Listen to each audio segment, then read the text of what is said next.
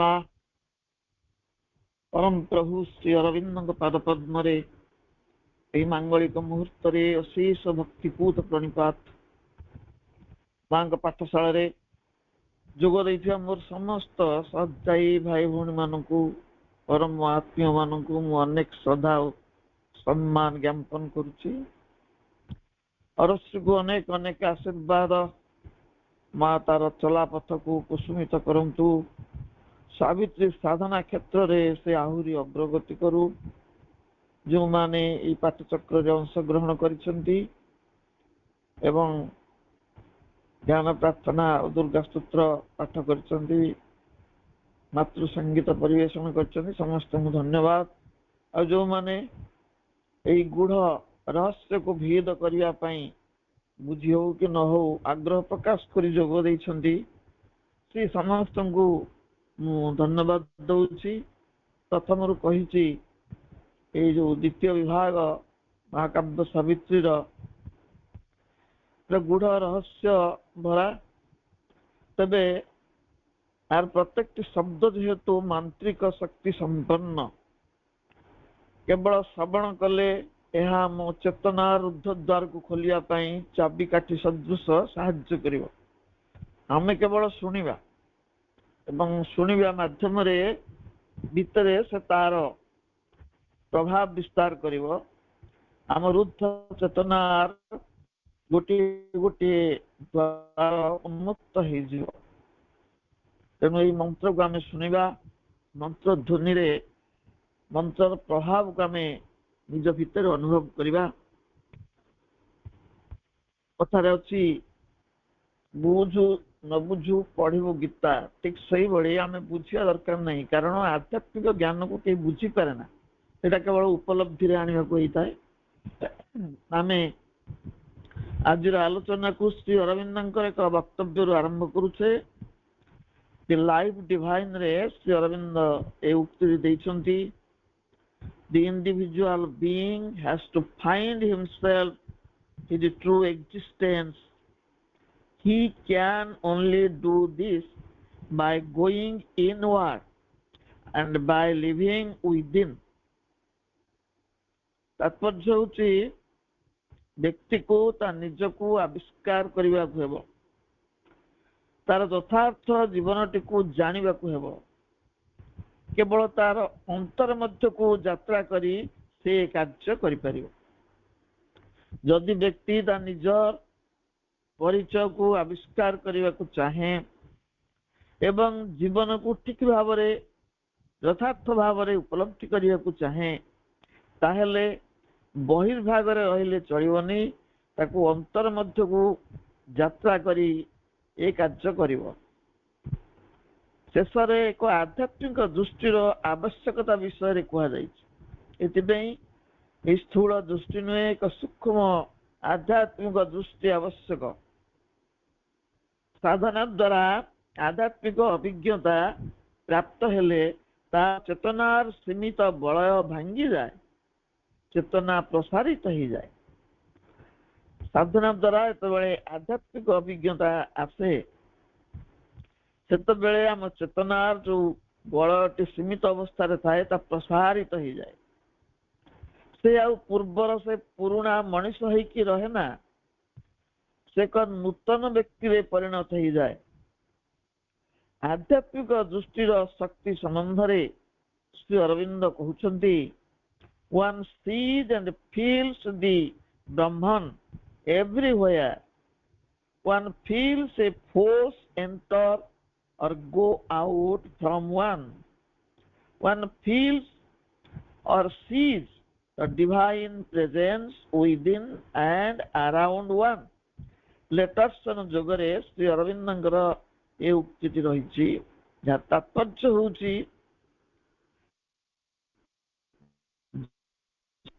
ସମସ୍ତ ସ୍ଥାନରେ ଦେଖିବାକୁ ପାଏ। ଯେତେବେଳେ ଆଧ୍ୟାତ୍ମିକ ଦୃଷ୍ଟି ପ୍ରାପ୍ତ ହୁଏ ଜଣେ, ଏ ବିଶ୍ୱ ସବୁ ସ୍ଥାନରେ ସେ ବ୍ରହ୍ମଙ୍କର ଦର୍ଶନ କରେ। ବିଶ୍ୱକର୍ତ୍ତା ବିଶ୍ୱବ୍ୟାପ୍ତ ଭାବରେ ସୂକ୍ଷ୍ମ ଭାବରେ ଅଛନ୍ତି। କେବଳ ଆଧ୍ୟାତ୍ମିକ ଦୃଷ୍ଟି ହିଁ ତାଙ୍କୁ ଆବିଷ୍କାର କରିପାରିବ।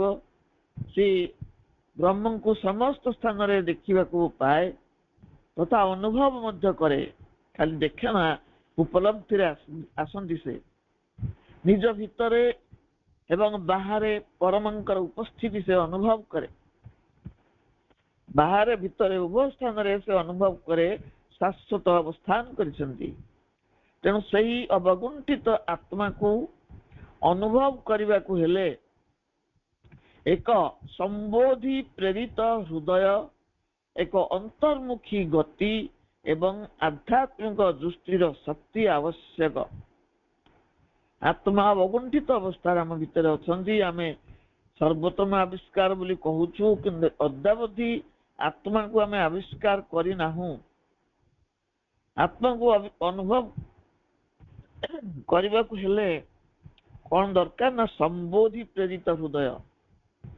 मन द्वारा आत्मा को अनुभव करि हबो नाही बुद्धि द्वारा नुहे संबोधि आवश्यक जो संबोधि हृदय रे थिबो एवं एक अंतर्मुखी गति हमर दरकार या परवर्ती पंक्ति रे प्रभु कहउचंदी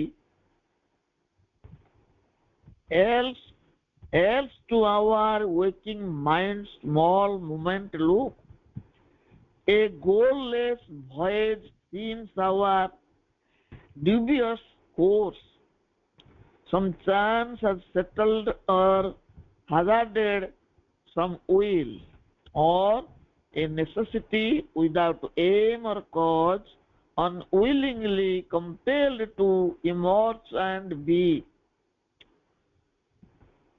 आरो भावार्थ शब्दार्थ रे दुव्य शब्दटीर अर्थ होची गोटे अनिश्चित भाव संशय युक्त दुव्य सेटल्ड अर्थ स्थायी भाव रे जहाँ प्रतिष्ठा होई रहे हजार शब्दटीर अर्थ होची साहस करिबा विपदर सम्मुखीन होया पई साहस करिबा होची हजार आरो साधारण भावार्थ बुझिबा नचेत कहते else to our working minds नचेत आम जाग्रत मनर क्षुद्र क्षणिक दृष्टि रे आम संशयाकुल जीवन पथ एक अभिप्राय विहीन बा उद्देश्यहीन यात्रा परी प्रतीत हुए आमर जो मनटी रही ता दृष्टि होची क्षणिक कारण मन चंचल आ दृष्टि मध्य गोटे स्थान रे स्थिर रही पारे नाही एवं जीवन पथ आमर होची संशयाकुल एवं आमे अभिप्राय बा लक्ष्यहीन भाव रे यात्रा करू अभिप्राय विहीन उद्देश्यहीन यात्रा परी यह प्रतीत हुए मन हुए जेपरी एक दैव जोग बा नियति स्थायी भाव रे आम जीवन उपरे लब्धि हेई पडुची नियतिर अच्छी ना आमे पर्यंत से अनुभव आमर अच्छी से जहा करे आम पे आमे ताकू भोगू से नियतिर प्रभाव को दैवजोग बोली कहा जायछि एवं से दैवजोग बा नियति स्थायी भाव रे आम जीवन उपरे लब्धि हो जायछि अथवा अज्ञात एक संकल्प शक्ति यह को कौनसी एक विपदपूर्ण कार्य नियोजित करिछि कार से संकल्प शक्ति आम जानूना कारण ता अज्ञात से कौन से एक विपदपूर्ण कार्य नियोजित करिछि अथवा यह एक अनिवार्य दैव विधान तार अस्तित्व बजाय रखिया पई जीवन को बाध्य करुछि एक अनिवार्य दैव विधान दैव दौड़ी मनीष गाई जुआड़े ओडाए सियाड़े जाए तेणु दैव विधान को काटिबार सामर्थ्य मनीष एपर्यंत आसी नाही से दैव विधान होची अनिवार्य से तार अस्तित्व बजाय रखिया पई ए जीवन को बाध्य करिछि विशेष तात्पर्य होची आमर वेकिंग माइंड माने जाग्रत मन जो मनटा जाग्रत अवस्था रे अछि आमर वेकिंग माइंड बा जाग्रत मन इंद्रिय मान ऊपर निर्भर करी कार्य करे जाग्रत मनटी किंतु निर्भर करे इंद्रिय मान ऊपर मनटी इंद्रिय निर्भर इंद्रिय माने बाहरु जो तथ्य मन को जोगे दियंती से सब को भित्ति करी बाह्य मनटी समस्त घटनार व्याख्या करे ओ निष्पत्ति रे पहुंची जाए। इंद्रिय माने बाहरु जो तथ्य संग्रह करती ताकू मन को जोगाती एवं सेई तथ्य को भित्ति करी आमर बाह्य मन मन तो अंतर्मन बाह्य मन दुईटी अच्छी आम तो विशेष भाव में बाह्य मन द्वारा परिचालित से बाह्य मनटी ये समस्त घटनार मन को मन व्याख्या करे एवं निज गोटे निष्पत्ति नहीं जाए।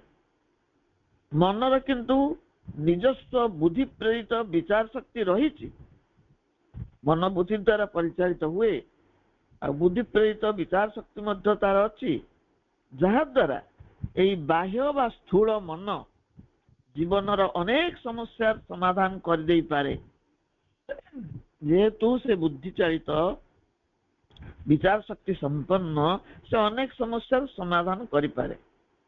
बुद्धि को आश्रय करी मन विज्ञान द्वारा प्रकृतिर रहस्य भेद करे ए पर्यंत जेते वैज्ञानिक आविष्कार सब हो सारी प्रकृतिर रहस्य को भेद करा जाइछि ताको ए मन करिछि से बुद्धि को आश्रय करी विज्ञान को प्रयोग करिछि किंतु से सब सीमित मनर दृष्टि स्थूल जगतर बेस्तनी मध्य सीमित ये जो स्थूल जगत भितर मनर सीमित दृष्टि रही यह कालर गोटे निर्दिष्ट मुहूर्त अर्थात वर्तमान मुहूर्तर घटनाटी को देखुता है।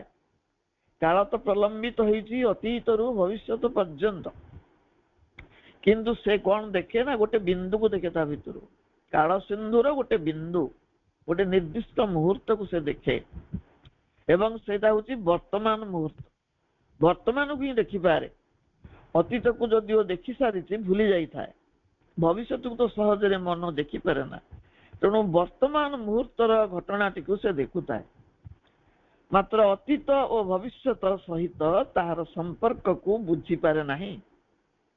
मन संपर्क रे श्री अरविंद ए सावित्री काव्य रे अन्यत्र लिखिछन्ति he is a puppet of the dance of time मनटी कौन he is a puppet of the dance of time महाकालर नृत्य रे से एक कंढेई सदृश नृत्यरत महाकाल मन को एक क्रीडनक सजेची ता इंगित रे ताको नृत्य कराउछि महाकाल इंगित रे से नाचुछि एई क्षुद्र सीमित दृष्टि संपन्न मन पक्षरे आम जीवनर यात्राटी एक अनिश्चित तथा लक्ष्यहीन यात्रा परि प्रतीत हुए। आमर ए जो सीमित दृष्टि रखी मन जीवन को बुझी पारे नहीं जीवनर यात्रा अनिश्चितता को लगे लक्ष्यहीन यात्रा भली प्रतीत हुए। क्षुद्र मन निकटरे जीवनर गतिपथ को नियंत्रण करिवार कौन से साधन न थाए मनुष्यर क्षुद्र मनटी से जीवनर गतिपथ को नियंत्रण करि परिबो नाही से सामर्थ्य तार नाही। भविष्य दृष्टि अभाव आग को यात्रा करिवार प्रतिटी पदक्षेप संशयपूर्ण होइके रहिता है। वर्तमान मुहूर्तटी को मन देखे तार भविष्य दृष्टि नहीं भविष्य को दृष्टि पकई पारे ना तेणु आग को जो यात्रा से करिब प्रतिटी पदक्षेप संशयपूर्ण होइके रहिता है। चक्रवत परिवर्तनशील सुख दुख रहे संसार चक्रवत प्रवर्तन्ते सुखानि च दुखानि च ए संसार रहस्य भेद करिवा ए संसार रहस्य भेद करिवा मन पक्षरे संभव नुहे। मनर आध्यात्मिक दृष्टि न थिबारु जीवनर प्रत्येक घटना को दैव जोग बा नियति निर्दिष्ट बोली भावी नहीं थाए। आध्यात्मिक दृष्टि विहीन एई मन जीवन रे जेते सब घटना घटे ता नियति निर्दिष्ट बोली भावे भाग्यर खेल बोली भावे दैव जोग बोली भावे। तेणु यही क्षुद्र मन पाई जीवनटी पूर्वापर संपर्क विहीन एक निष्फल चक्र आवर्तन परि रही जीवन चक्र आवर्तित होउछि ଯେମିତି ୟାର ପୂର୍ବାପର ସମ୍ପର୍କ କିଛି ନାହିଁ ଏବଂ ନିଷ୍ଫଳ ଭାବରେ ଚକ୍ର ଆବର୍ତ୍ତିତ ହେଉଛି ବୋଲି ମନ ବୁଝେ। ଅଦ୍ୟାବଧି ମନ ପ୍ରଧାନ ମନୁଷ୍ୟ ମନର ନିୟନ୍ତ୍ରଣାଧୀନ ହୋଇ ରହିଛି। ନିଜର ସତ୍ୟସତା ନିକଟରେ ସେ ପହଞ୍ଚି ପାରି ନାହିଁ। ମନ ତାକୁ ପଥରୋଧ କରିଛି, ଆତ୍ମା ନିକଟରେ ସେ ପହଞ୍ଚି ପାରୁନି। ସେଇ ମନର ନିୟନ୍ତ୍ରଣ ଭିତରେ ଆଜିର ମଣିଷ ଆମେମାନେ ସବୁ ରହିଛୁ। ଜଡ଼ ବିଜ୍ଞାନ ଆମକୁ ଧାରଣା ଦିଏ ଯେ ଜଗତଟି ରାଣ୍ଡମ ଚାନ୍ସ ଦ୍ୱାରା ନିର୍ମିତ ହୋଇଛି। ଜଡ଼ ବିଜ୍ଞାନ କଥା କହେ, ବାସ୍ତବ ସେଇଆ ନୁହଁ। ରାଣ୍ଡମ ଚାନ୍ସ ଦ୍ୱାରା ଜଗତ ନିର୍ମିତ ହେଇନାହିଁ, କିନ୍ତୁ ଜଡ଼ ବିଜ୍ଞାନ ଆମକୁ ଧାରଣା ଦଉଛି ଯେ ଜଗତଟି ରାଣ୍ଡମ ଚାନ୍ସ ଦ୍ୱାରା ନିର୍ମିତ ହୋଇଛି। ଏହାର ସୃଷ୍ଟି ପଶ୍ଚାତରେ ଯେ ଏକ ସଚେତନ କୁଶଳୀ ହସ୍ତ ରହିଛି ତାହା ମୋ ଅଜ୍ଞାନ ମନ ବୁଝିପାରେ ନା। ଏ ଜଗତଟି ସୃଷ୍ଟି ହେଇଛି, ତା ପଶ୍ଚାତରେ ଗୋଟେ କୁଶଳୀ ଶିଳ୍ପୀର ହସ୍ତ ଅଛି, ଅଦୃଶ୍ୟ ଭାବରେ ରହିଛି। ମନ ତାଙ୍କୁ ଆବିଷ୍କାର କରିପାରେ ନାହିଁ। ମନଟି ଭାବେ କାହାର ଏକ ଅଜ୍ଞାତ ସଂକଳ୍ପ ତାର ଜୀବନକୁ ଦୁଃସାହସିକ ଅଭିଯାନରେ ନିୟୋଜିତ କରିଛି। କେହି ଜଣେ ଅଜ୍ଞାତରେ ଥାଇ ସଂକଳ୍ପ କରିଛି ଏବଂ ସେ ସଂକଳ୍ପ ତା ଜୀବନକୁ ଏ ଦୁଃସାହସିକ ଅଭିଯାନରେ ପ୍ରୟୋଗ କରିଛି। ସେଇ ସଂକଳ୍ପର ବାଧ୍ୟ ବାଧକତାରେ ସେ ଯାବତୀୟ ବିପଦର ସମ୍ମୁଖୀନ ହେଉଛି। କୋଉଠି ସେ ଅଦୃଶ୍ୟ ସଂକଳ୍ପ କାହାର ରହିଛି ଆମେ ତାକୁ ଆବିଷ୍କାର କରିନାହୁଁ, କିନ୍ତୁ ସେ ବାଧ୍ୟ କରୁଛି, ସବୁ ପ୍ରକାର ବିପଦର ସମ୍ମୁଖୀନ କରୁଛି। ତାର ଧାରଣା ଜଗତଟି ଯେପରି ନିଜର ଅନିଚ୍ଛା ସତ୍ତ୍ୱେ ଆବିର୍ଭୂତ ହେଇଛି। ଏଇ ଅପକ୍କ ମନର ଧାରଣା ହଉଛି ଏ ଜଗତଟି ତା ଅନିଚ୍ଛା ସତ୍ତ୍ୱେ ଆବିର୍ଭୂତ ହେଇଛି। ତେଣୁ ଏଇ କ୍ଷୁଦ୍ର ମନ ପାଇଁ ଜୀବନଟି ପୂର୍ବାପର ସମ୍ପର୍କ ନଥିବା ଏକ ନିଷ୍ଫଳ ଚକ୍ରର ଆବର୍ତ୍ତନ ସଦୃଶ ରହିଛି।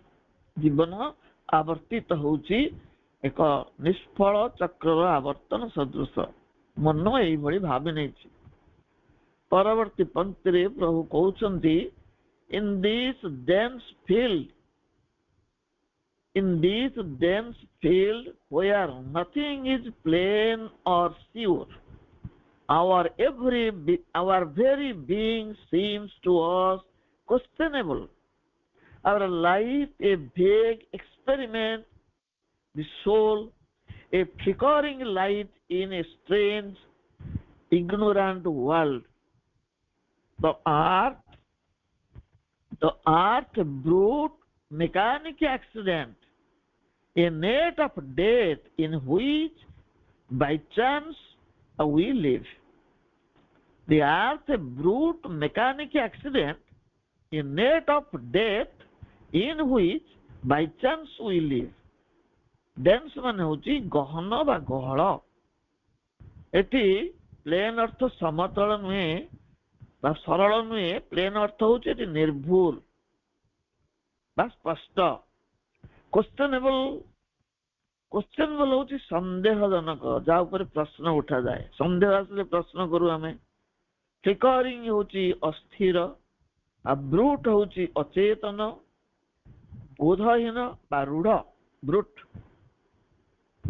ତାତ୍ପର୍ଯ୍ୟ ହଉଛି ପାର୍ଥିବ ଜୀବନର ଏହି ଗହନ କ୍ଷେତ୍ରରେ ଯେଉଁଠି କିଛି ବି ସ୍ପଷ୍ଟ ବା ନିଶ୍ଚିତ ନୁହେଁ। ପାର୍ଥିବ ଜୀବନ ଏକ ଗହନ ରହସ୍ୟର କ୍ଷେତ୍ର।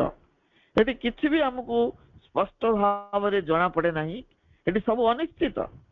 ସେଠାରେ ଆମ ନିଜର ସତ୍ତାଟି ଆମକୁ ଏକ ପ୍ରଶ୍ନବାଚୀ ପରି ପ୍ରତୀତ ହୁଏ। ଆମ ନିଜର ସତ୍ତା ସମ୍ବନ୍ଧରେ ଆମେ ଜାଣିନାହୁଁ। ପ୍ରଶ୍ନବାଚୀ ସୃଷ୍ଟି ହୁଏ ସତ୍ତା ସମ୍ବନ୍ଧରେ। ଅବଶ୍ୟ ଯୋଉମାନେ ଏ ବିଷୟରେ ଭାବନ୍ତି, ସମସ୍ତଙ୍କ କଥା କୁହାଯାଉନି, ନିଜ ସତ୍ତା ସମ୍ପର୍କରେ ପ୍ରଶ୍ନବାଚୀ ସୃଷ୍ଟି ହେବା ଗୋଟେ ଗଭୀର ଜ୍ଞାନର ପରିଚାୟକ। ଆମ ଜୀବନ ଅନିଶ୍ଚିତ ଏବଂ ଆମ ଅନ୍ତରାତ୍ମା ଏହି ବିଚିତ୍ର ଅଜ୍ଞାନତାପୂର୍ଣ୍ଣ ଜଗତରେ ସୀମିତ ଭାବେ ଜଳୁଥିବା ଏକ ଆଲୋକ। अंतरात्मा गोटे स्तीमित आलोक भली जलुछंती। आम जीवन एठी अनिश्चित।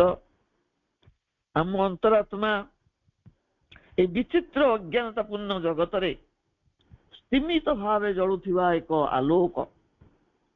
এই পৃথিবী প্রতীত हुए एक যান্ত্রিক আকস্মিকতার परिणाम स्वरूप, एक যান্ত্রিক আকস্মিকতার परिणाम स्वरूप ए पृथ्वीटी सृष्टि ହେଇଛି। ଏହା ଏକ ମୃତ୍ୟୁ ଫାସ। କାରଣ ମର୍ତ୍ତ୍ୟମଣ୍ଡଳେ ଦେହ ବହି ଦେବତା ହେଲେ ବିମରଇ।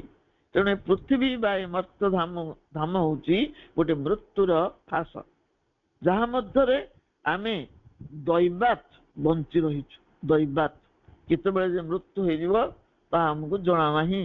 ବଡ଼ କ୍ରୂର କାଳ, ବଡ଼ ଅବିଶ୍ୱାସୀ, ହାବୁଡ଼ି ଯାଏ ସେ ଅକସ୍ମାତ ଆସି।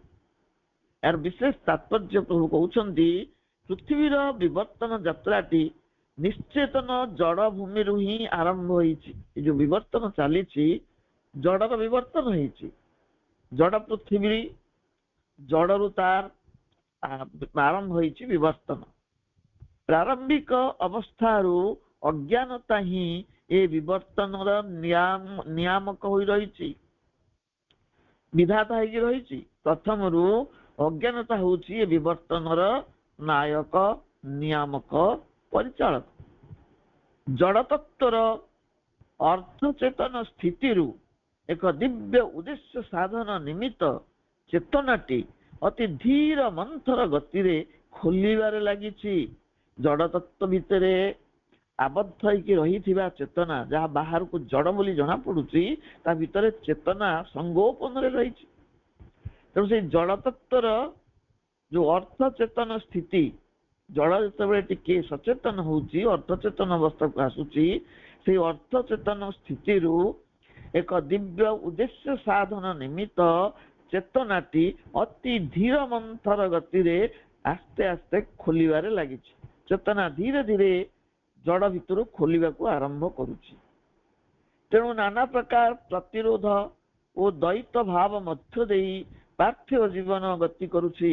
ପାର୍ଥିବ ଜୀବନ ସହଜ ଭାବରେ ଗତି କରୁନାହିଁ, ଅନେକ ପ୍ରତିରୋଧର ସମ୍ମୁଖୀନ ହେଉଛି। ଏଠି ଦୁଃଖ ସୁଖ, ଦିନ ରାତି ଭଳି ଦ୍ୱୈତ ଭାବ ତାକୁ ମଧ୍ୟ ଜଡେଇକି ରଖିଛି, ଦ୍ୱୈତ ଭାବ ଦେଇ ଗତି କରୁଛି। ମଣିଷ ଅଜ୍ଞାନତା କବଳରେ ପଡ଼ିଥିବାରୁ ନିଜର ଯଥାର୍ଥ ସ୍ଥିତି ସମ୍ପର୍କରେ କିଛି ଜାଣିପାରୁନି। ଅଜ୍ଞାନ ହେଇଥିବାରୁ ପ୍ରକୃତରେ ସେ କୋଉଠି ଅଛି, ତାର ସ୍ଥିତି କଣ, ଗତି କଣ, ସେ ବିଷୟରେ ସେ କିଛି ଜାଣିପାରୁନାହିଁ। ତାର ନିଜର ଅସ୍ତିତ୍ୱ ଏକ ଅଚେତନ ଭୂମିରେ ବୁଡ଼ି ରହିଛି। ତାର ଯୋଉ ଅସ୍ତିତ୍ୱଟି ରହିଛି ଅଚେତନ ଭୂମିରେ, ତାର ସମସ୍ତ ଗତିବୃତ୍ତି ପ୍ରକୃତି ଦ୍ୱାରା ନିୟନ୍ତ୍ରିତ ହେଉଛି। ପ୍ରକୃତି ବଶରେ ସେ ଚାଲିଛି। ତା ନିଜର ସ୍ଥିତି ସମ୍ପର୍କରେ ସେ କିଛି ଜାଣିପାରୁନାହିଁ। ତାର ବାହ୍ୟ ମନଟି ସ୍ନାୟୁ ତଥା ଇନ୍ଦ୍ରିୟ ମାନଙ୍କ ଦ୍ୱାରା ବନ୍ଧା ହୋଇ ପଡ଼ି ରହିଛି। ବାହ୍ୟ ମନଟିକୁ ଚାପିକି କିଏ ରଖିଛି ନା ତାର ସ୍ନାୟୁତନ୍ତ୍ରୀ, ଏବଂ ସେଇ ସ୍ନାୟୁ ତଥା ଇନ୍ଦ୍ରିୟ ମାନଙ୍କ ଦ୍ୱାରା ସେ ଯାହା ଅନୁଭବ କରୁଛି, ସେଇ ଭାବନା ଭିତରେ, ସେଇ ଅନୁଭବ ଭିତରେ ସେ ସୀମିତ ହେଇକି ରହିଛି। ତେଣୁ ତାର ବିଚରଣର କ୍ଷେତ୍ରର ସୀମା ସଂକୁଚିତ ସ୍ଥିତିରେ ରହିଛି। ମନଟି ବିଶେଷ ପରିସରରେ ବିଚରଣ କରିପାରୁନାହିଁ, ଏକ ସଂକୁଚିତ କ୍ଷେତ୍ରରେ ବିଚରଣ କରୁଛି। ମଣିଷ ବିବର୍ତ୍ତନର ପଥରେ ଝୁଣ୍ଟି ପଡ଼ି ପୁଣି ଉଠି ଗୋଟିଏ ଗୋଟିଏ ପାଦ ପକେଇ ଆଗକୁ ବଢୁଛି। ଏହି ବିବର୍ତ୍ତନର ପଥ ଏତେ ସହଜ, ସୁଗମ, ସାବଲୀଳ ନୁହେଁ। ବିବର୍ତ୍ତନ ଦେଇ ଗଲା ବେଳେ ଅନେକ ପଡ଼ି ଉଠି ଯିବାକୁ ହୁଏ। ତେଣୁ ବିବର୍ତ୍ତନ ପଥରେ ମଣିଷ ଝୁଣ୍ଟି ପଡ଼ି ପୁଣି ଉଠି ଗୋଟିଏ ଗୋଟିଏ ପାଦ ପକେଇ ଆଗକୁ ବଢୁଛି। ମାତ୍ର କେଉଁଠାକୁ ଯାଉଛି ଜାଣିନାହିଁ। ଆଗକୁ ବଢୁଛି ଯେ କୁଆଡକୁ ଯାଉଛି ତା ମଧ୍ୟ ତାକୁ ଜଣା ନାହିଁ। ତାର ଯାତ୍ରାର ଲକ୍ଷ୍ୟସ୍ଥଳ ତାକୁ ଜ୍ଞାତ ନୁହେଁ। ଭିତରେ ଥିବା ଆତ୍ମା ସହିତ ସେ ସମ୍ପର୍କ ସ୍ଥାପନ କରିପାରୁନାହିଁ। ଯିଏ ପ୍ରକୃତରେ ଲକ୍ଷ୍ୟସ୍ଥଳକୁ ବତେଇ ପାରନ୍ତେ, ତାଙ୍କ ସହିତ ତାହାର କୌଣସି ସମ୍ବନ୍ଧ ନାହିଁ ବା ସମ୍ପର୍କ ନାହିଁ। ଜୀବନ ତା ନିକଟରେ ଦୁର୍ବୋଧ୍ୟ ଅସମ୍ପୂର୍ଣ୍ଣ ହେଇ ରହିଛି। ଜୀବନ मन निकटरे दुर्बोध्य असंपूर्ण होइके रहिछि। तार अंतरात्मा मिंजी मिंजी होई जळुथिबा एक आलोकर म्लान शिखा भଳି अज्ञानतापूर्ण पृथ्वी रे तिष्ठि रहिछि, जहा व्यक्ति को मार्गदर्शन करई पारु नाही। आमर मार्गदर्शक होउचंदी प्रकृत रे आम अंतरात्मा। अंतरात्मा पूर्ण रूप रे प्रज्वलित होई नाहंती। ସେଥିପାଇଁ ପ୍ରଭୁ କହୁଛନ୍ତି ମିଞ୍ଜି ମିଞ୍ଜି ହୋଇ ଜଳୁଥିବା ଏକ ଆଲୋକର ମ୍ଳାନ ଶିଖା ଭଳି ଅଜ୍ଞାନତାପୂର୍ଣ୍ଣ ପୃଥିବୀରେ ଆମର ଅନ୍ତରାତ୍ମା ତିଷ୍ଠି ରହିଛି, ଯାହା ବ୍ୟକ୍ତିକୁ ମାର୍ଗଦର୍ଶନ କରେଇ ପାରୁନାହିଁ। ଜଡ଼ତତ୍ତ୍ୱର ଅଧୀନ ଏହି ପୃଥିବୀର ଯାନ୍ତ୍ରିକ କ୍ରିୟାବଳୀ ମଧ୍ୟରେ ମଣିଷ ଦିଗହରା ଓ ଅସହାୟ ହୋଇ ପଡ଼ିଛି। ଏ ପୃଥିବୀ ବର୍ତ୍ତମାନ ସୁଦ୍ଧା ଜଡ଼ତତ୍ତ୍ୱର ଅଧୀନରେ ରହିଛି ଏବଂ ତାର ସମସ୍ତ କ୍ରିୟା ହେଉଛି ମେକାନିକାଲ, ଯାନ୍ତ୍ରିକ କ୍ରିୟା।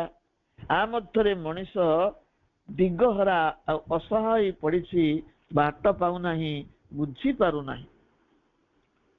ବ୍ୟକ୍ତିର ସଂକୀର୍ଣ୍ଣ ମାନସ ଚେତନାର ପ୍ରଭାବ ପ୍ରାଣ ଉପରେ ପଡ଼ିବା ଫଳରେ ପ୍ରାଣ ଶକ୍ତି ମଧ୍ୟ ବିକଶିତ ହୋଇପାରୁନାହିଁ। ଆମର ମାନସ ଚେତନାଟି ସଂକୀର୍ଣ୍ଣ, ଏ ମନ ବେଳେ ବେଳେ ପ୍ରଭାବ ପକାଉଛି ପ୍ରାଣ ଉପରେ। ତେଣୁ ସଂକୀର୍ଣ୍ଣ ମାନସ ଚେତନାର ପ୍ରଭାବ ପ୍ରାଣ ଉପରେ ପଡ଼ିବା ଯୋଗୁଁ ପ୍ରାଣ ଶକ୍ତି ମଧ୍ୟ ବିକଶିତ ହୋଇପାରୁନାହିଁ। ପ୍ରାଣର ବିକାଶ ହେବାର ଅସୀମ ସମ୍ଭାବନା ରହିଛି, କିନ୍ତୁ ସେ କାହିଁକି ବିକଶିତ ହୋଇପାରୁନାହିଁ? ନା ମନର ସଂକୀର୍ଣ୍ଣ ପ୍ରଭାବ ତା ଉପରେ ପଡ଼ିଛି।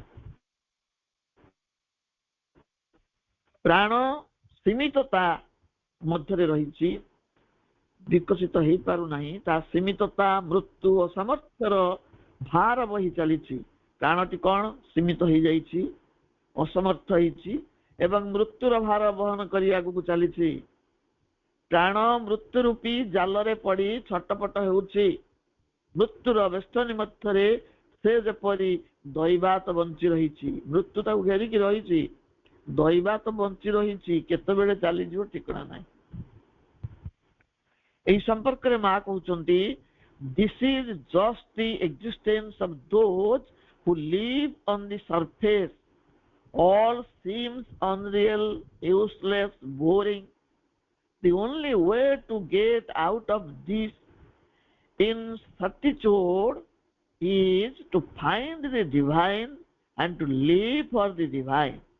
All the rest is a mechanical law.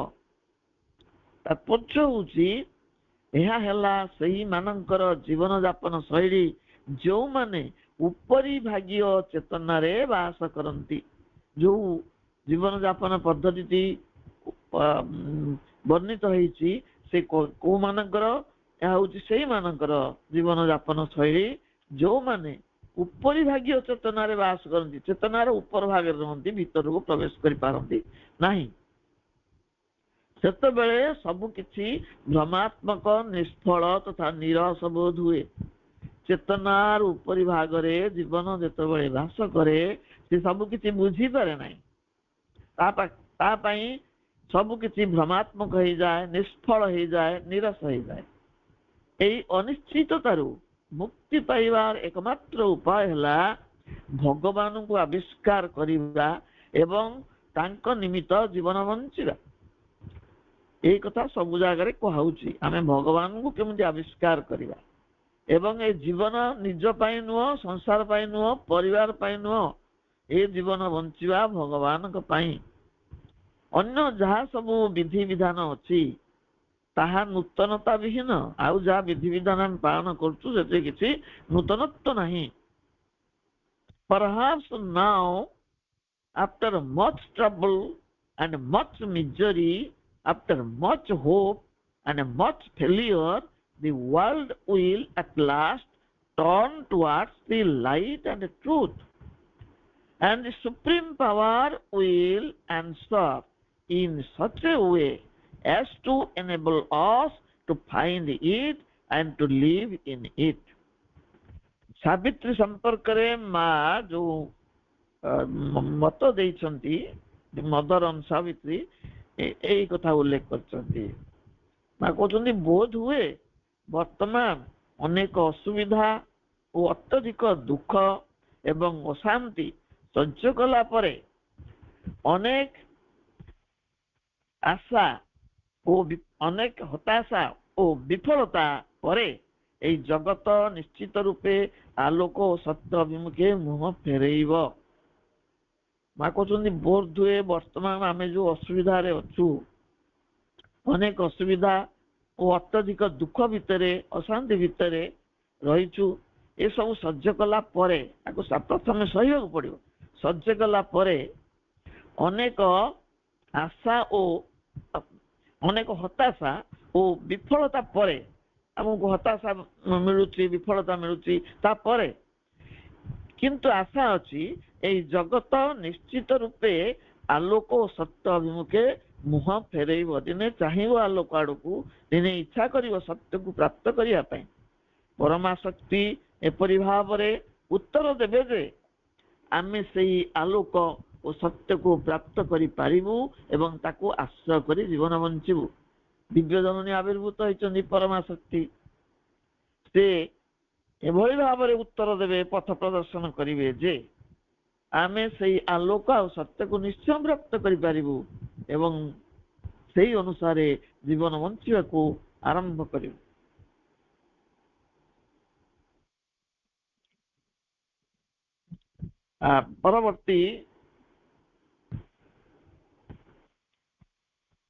ପରବର୍ତ୍ତୀ ପଂକ୍ତିରେ ପ୍ରଭୁ ଉଲ୍ଲେଖ କରୁଛନ୍ତି, all we have learned appears a doubtful guess. The achievement done a passage or a phase whose further end is hidden from our sight. A change happening or a fortuitous fate. 1 minute.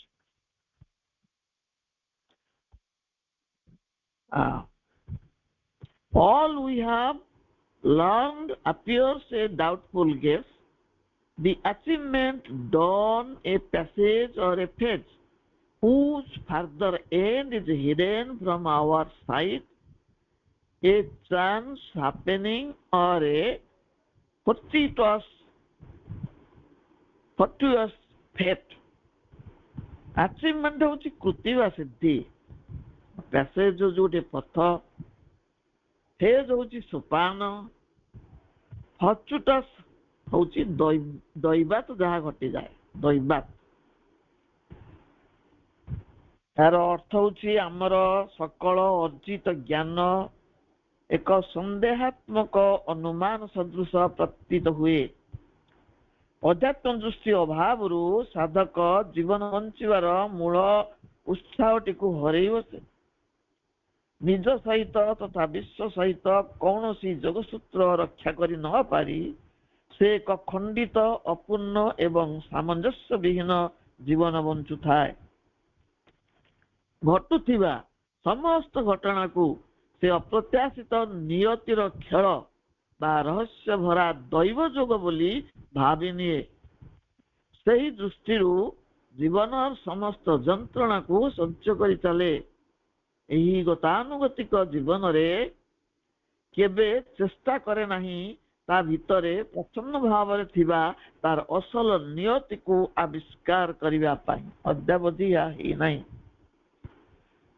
ଏହାର ବିଶେଷ ତାତ୍ପର୍ଯ୍ୟ ହେଉଛି ମଣିଷର ବହିର୍ମୁଖୀ ଚେତନାରେ ମନ ତାର ଜୀବନର ସମସ୍ତ ରହସ୍ୟ ଭେଦ କରିବାରେ ଅସମର୍ଥ।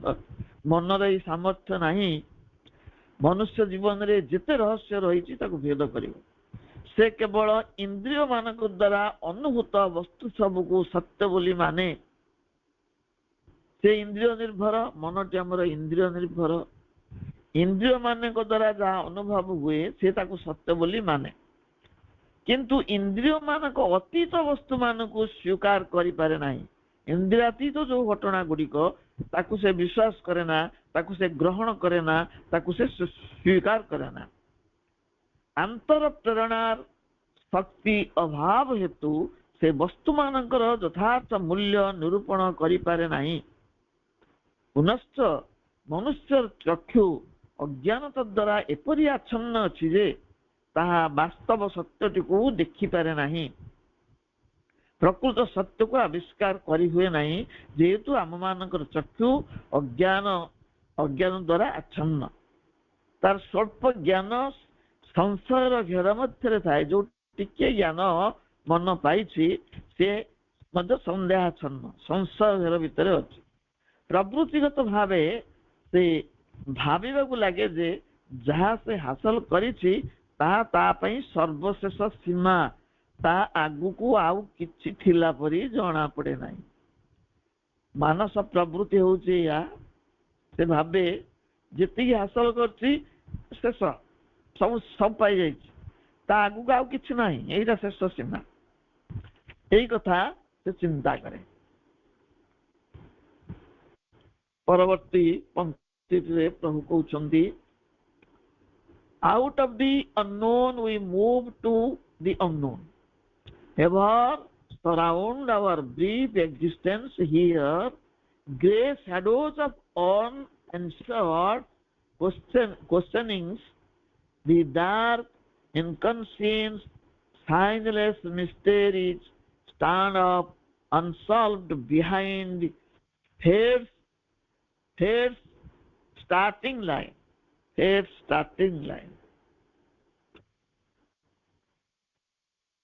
अज्ञात अर्थात अजଣା एक क्षेत्रु आमे पुनश्च अज्ञात उद्देश्य रे गति करी चलीछु आमे यात्रा आरंभ करछु अज्ञात क्षेत्रु यात्रा लक्ष्य स्थल मध्य अज्ञात तेणु गोटे अज्ञात अजଣା क्षेत्रु आमे यात्रा आरंभ करिछु अज्ञात उद्देश्य रे आमर इहलोकर स्वल्पकालीन जीवन को अनेक अस्पष्ट असमाहित प्रश्नर धूसर छाया घेरी रही इहलोकरे आमे जो जीवन टी पाइछु स्वल्पकालीन जीवन से आम पाई अस्पष्ट एवं अनेक प्रश्न ताको घेरी रही असमाहित प्रश्नर धूसर छाया ए जीवन को घेरी रही अंधकार पूर्ण निश्चेतनार संकेत विहीन रहस्य सबू भाग्यर प्रारंभिक रेखा पश्चात